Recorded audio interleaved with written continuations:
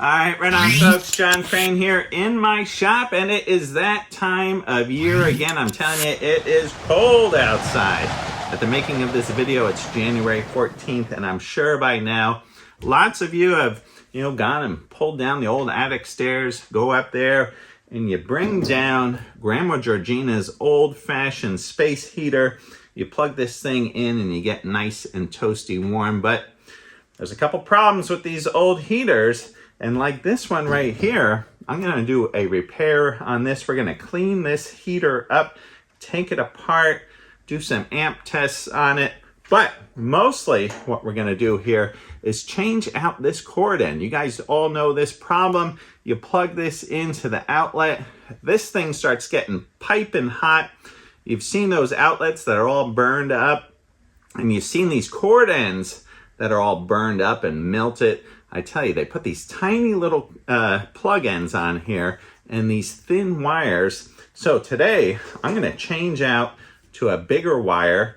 I'm going to put a new cord end on here that has a ground. Now that's going to help us, a lot of times the air gets real dry in wintertime. You build up static electricity. You go and you touch the heater and you get a shock, a little static shock. That's a lot of times because the heater is not grounded. So we're gonna add a ground to the heater. So when you plug this in, this unit's grounded, you're not gonna get shocked when you go over and touch it. All right, let's take a closer look and get busy working on old Grandma Georgina's heater.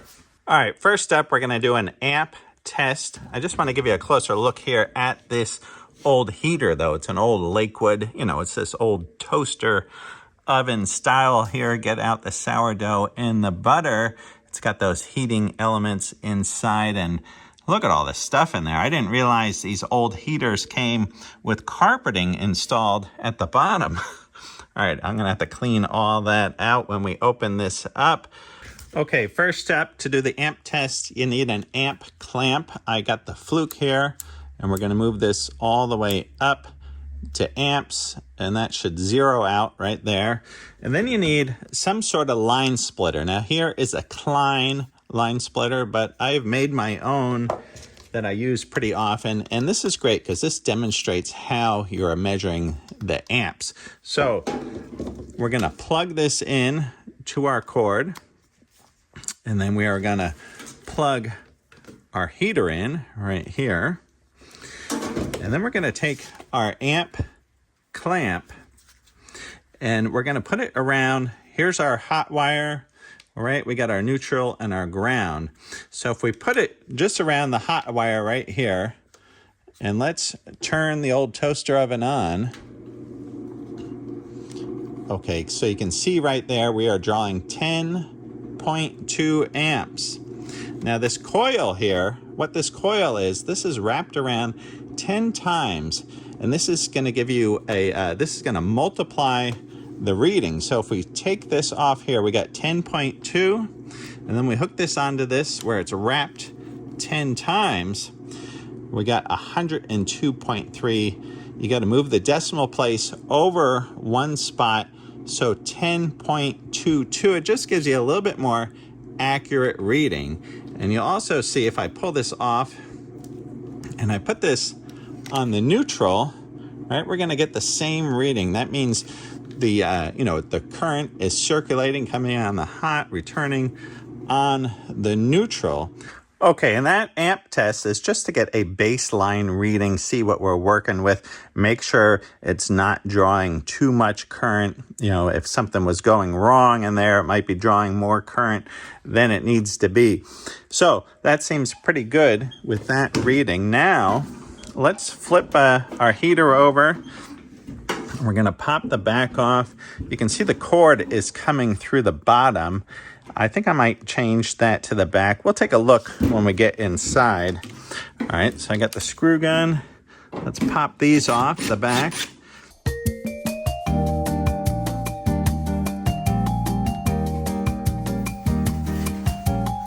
All right, here's a closer look with the back off. So we got our wires coming in here. We have our heat control knob right there. We got our fan motor. Now this fan motor is just cooling the back cavity. It's not blowing hot air out through the elements, but it's just rather to keep these electronics cool. We've got our 2 heater wires here connected with spade terminals to our heater element. It's got some cobwebs in there. I'm gonna blow that out. And there's a couple tabs right here that I'm gonna bend over to pop off the grill on the front. All right, there's 1 screw here on the bottom. I'm gonna pop that out and that should let our motor come free. All right, there's our little fan. That gives me access to get to this tab so I can bend this out and I can get the heater grate off of the front. Okay, and with those tabs bent back, I should now be able to remove this front grill, pop that out, and then, all right, these 2 will just come off. Now we can clean out the carpeting in here. Look at that.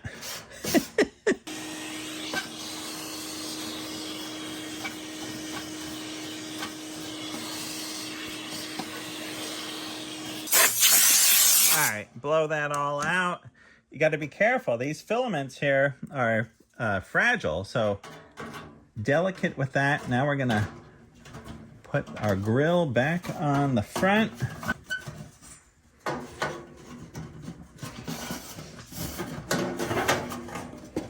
Bend these tabs back over so it all stays together. Actually, those 2 tabs right there are doing a lot of work to hold this whole heater together. It's pretty wild.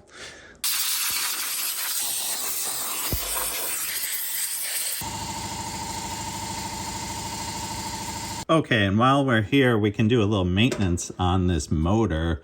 Usually there's a couple felt oil wicks here that lubricate the motor. So let's see what we got on this one.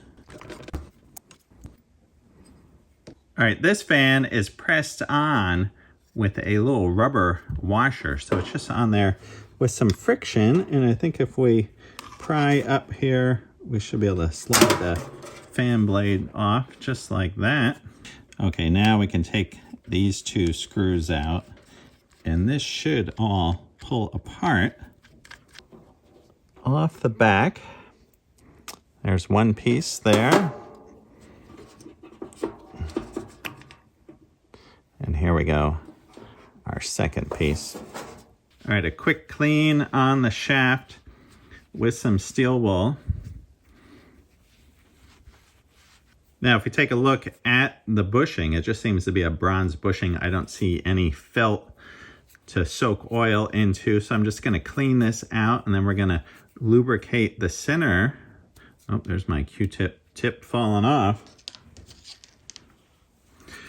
All right, if we look at our bushing, we can see here, look at this. Jekyll Motors Incorporated, Highland, Illinois, right? Usually you're seeing something that's coming out of China in heaters nowadays, but we're just gonna use a Q-tip.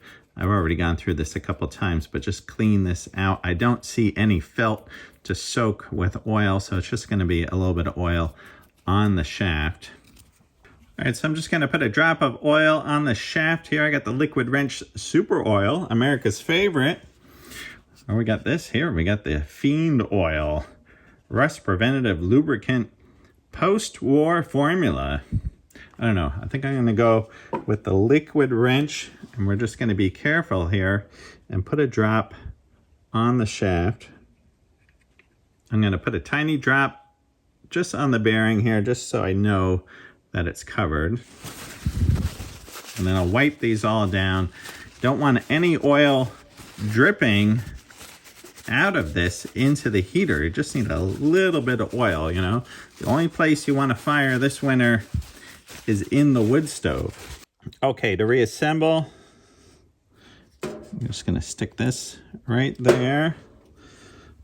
Got this guy, it has a couple washers on each side. We'll slide this back on. We've got our 2 screws. All right, we'll check our action, spinning. Everything feels really nice.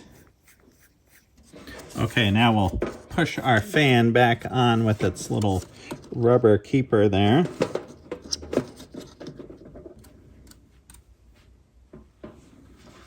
All right, now we're gonna take our old cord out. So to do that, I'm gonna snip this little cable tie they have in there. Okay, if we look at our incoming power, obviously it doesn't matter what is hot and what is neutral. They are both the same on this heater. So we got one coming in and it's going to our heater element right there. And it's also going to our fan motor. And then our other one goes right down here to our thermostat. So we can pop off our wire nut.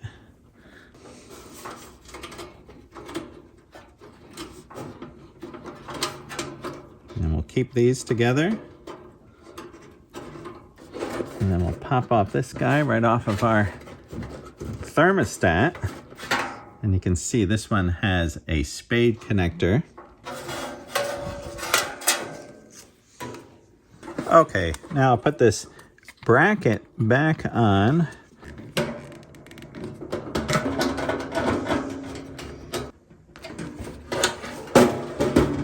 Okay, we got the motor back in, and I put that back in because I want to locate where our new cord is going to come in. And I think now I'm going to come in through the side.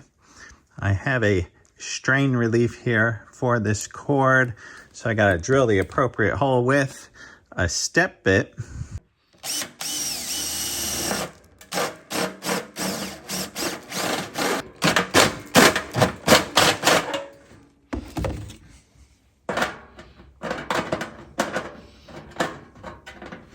And I'll put a lock nut on the back side. All right, the wire I am using is a 12 gauge. It's a 12-3, meaning a neutral, a hot, and a ground. And this is Southwire SJOOW. I'm going to run this into the side, so I need to strip some of this jacket back. So I don't need a ton. I just need to get down to that thermostat. Here is a great little tool for stripping the jacket. It has a little knife right here, and you just lift this up, and you can do all kinds of adjustment on this to get the proper depth. But you just hook this on here and give this a rotation. And now I'll lift that off. All right, if we split this, yeah, see, that's how I like to bend it and split it rather than cutting all the way through, because you can cut down into this insulation and nick it. All right, and let's see if we can pull this off. Yeah, that's nice when you're able to pull it off without slicing down the side, because that's problematic too. You can cut into the wire, so it's nice to be able to get the whole jacket off in one smooth move. This is a nice tool. I'll put a link to this tool in the description of this video. And if you haven't worked with this before, there is some of this like filler, almost like cardboard wire that they put in here to fill this up. Old wiring used to be like that. I remember 14.3 used to have this running in it, you know, just regular Romex. So I pull that down and then just snip this nice and close.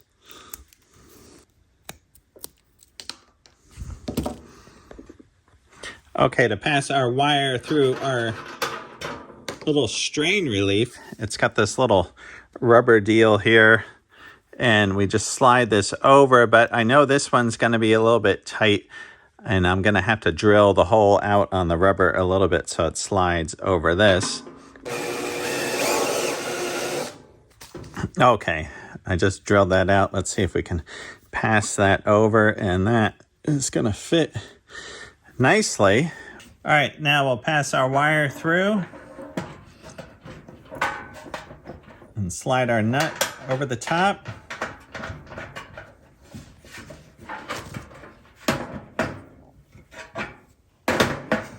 Some guy wrote in the comments that I should get rid of all the crescent wrenches in my shop. I was like, what? He's like, just get the proper size wrench. Okay, I'm also gonna put a 3/16" hole right here. This will be for our ground.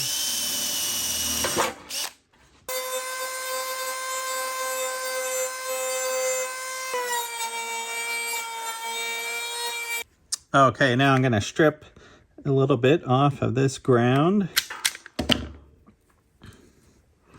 And I've got a little ring terminal ready to go. So I'll slide the ground in.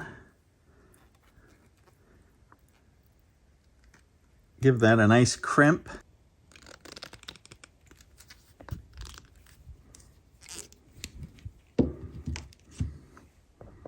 All right, now a little Prel cream. I'm gonna put a little on the Q-tip here. Make sure when you squeeze this out that it comes out gray, and you don't need a ton of this. But right here, I'm just gonna put a little dab on the metal. I sand it away a little bit of the paint just so I make sure I get good contact. I'll put a little bit on the inside. That was Noah Locks, by the way. Antioxidant, anti-corrosion. Okay, so we're gonna put our screw in from the outside, slide our ground over, a little lock washer, and I got 2 nuts on this.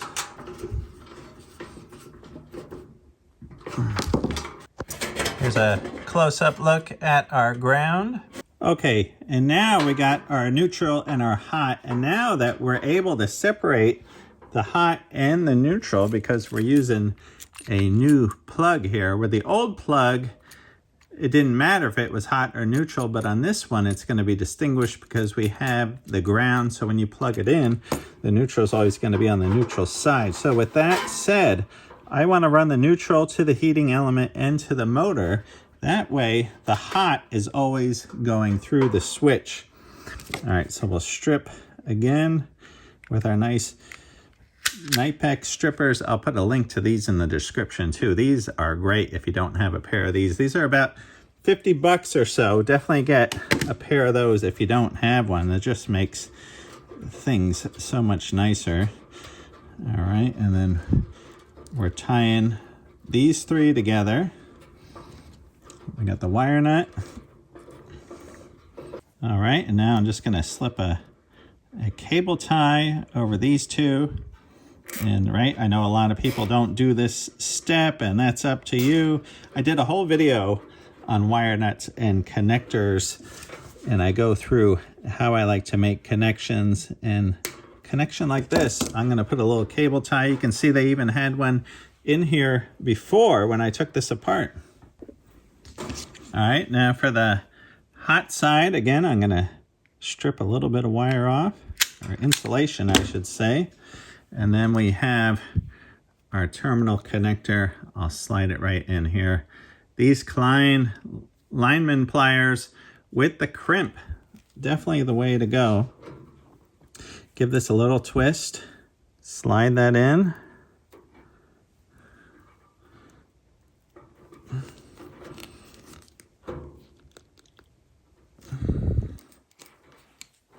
All right, and that's not going anywhere. I will slide this down onto our connector. All right, let's go over putting the cord plug end on. I want to put this on before I put the back on because I want to test it before I put the back on. So we loosen up these 3 screws and we pull this out. And this is nice. See, this has like a little rubber jacket in there. And let's see if we can get this to slide over that. Yeah, see, that's nice. That's got that little rubber grip in there. So we slide this on first. And then this guy, we want to use our jacket stripper.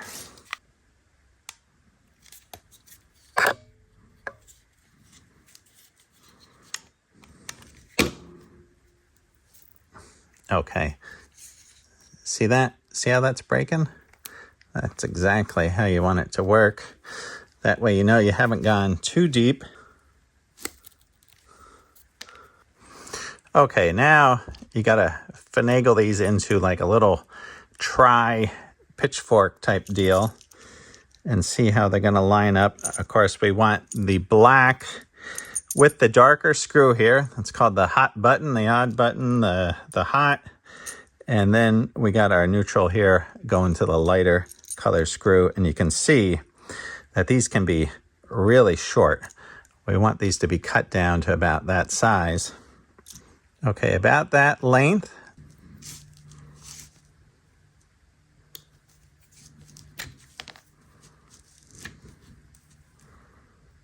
These are these nice Knipex wire stripper. It's a combination wire stripper, lineman pliers. See that nice end on there? You can twist the wires. It kind of reduces one tool in the bag, so you don't have a pair of wire strippers and a pair of pliers. Okay, this can be a little tricky, but if you get it right, you can get these all to go in at the same time. Sometimes I shoot for 2.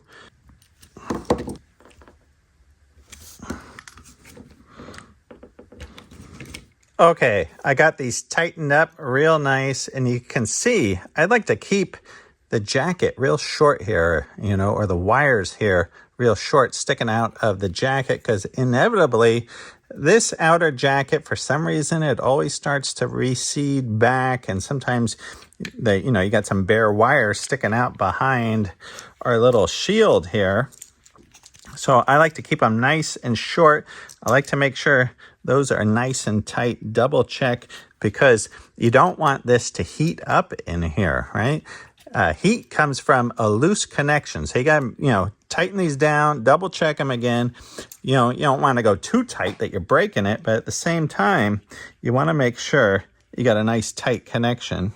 Okay, right, there's a little, you see this little tab right here that inserts into a little groove inside. You line those 3 up and then get these screws started. And now we can clamp down our clamp on the wire. All right, let's stand this up and we'll plug this in. Now, generally you don't want to plug your heater into an extension cord. It's not a good idea. This can turn into a hot connection because these aren't really strong at holding a good connection. All right, let's see. Let's make sure everything works here. Oh, I can feel the heat right away. Feels nice. Oh, I can hear that fan. It's actually spinning a little bit. Sounds like it's going a little bit faster. That's great. All right, nice and beautiful. Let's turn this off before it gets too hot.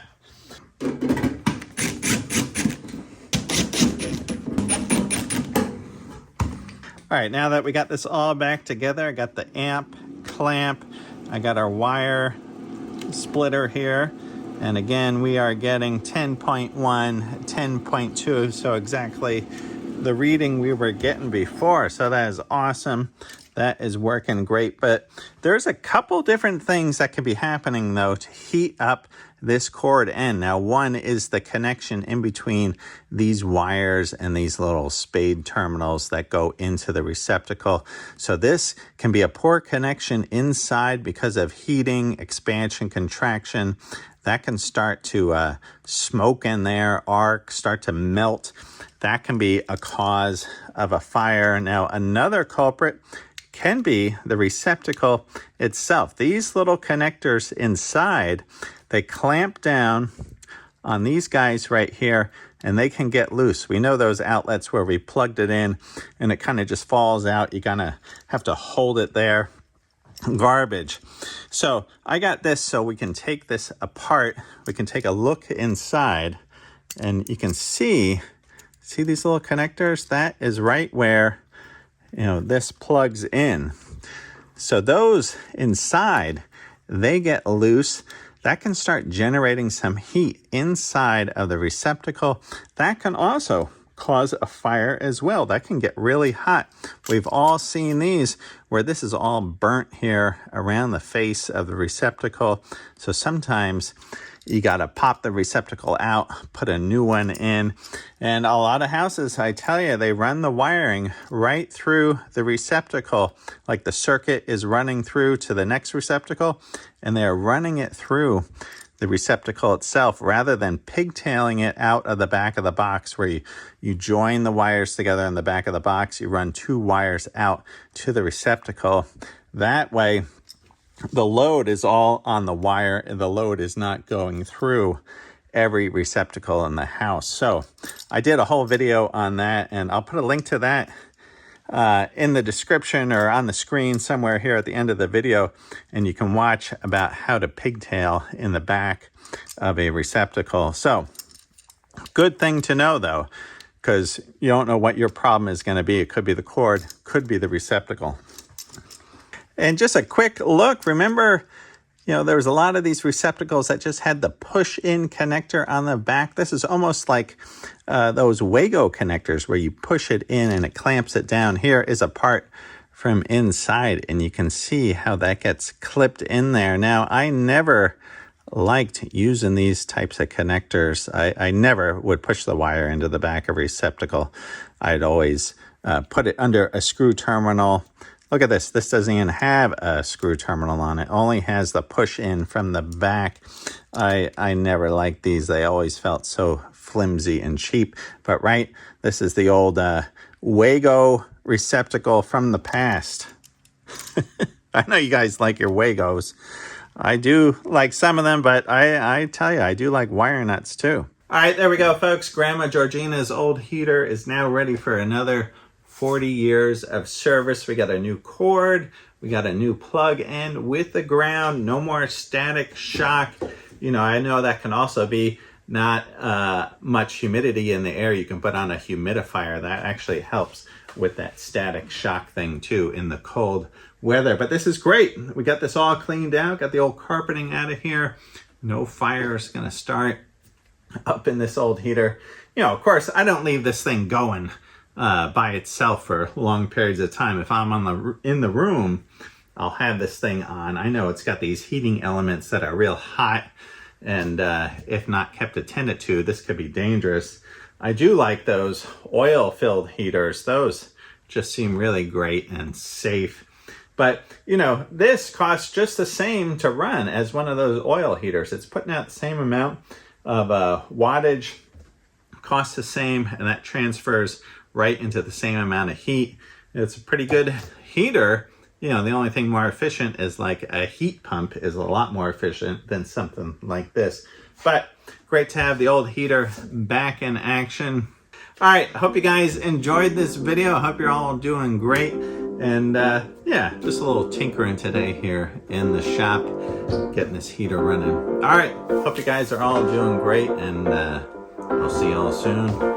Right on.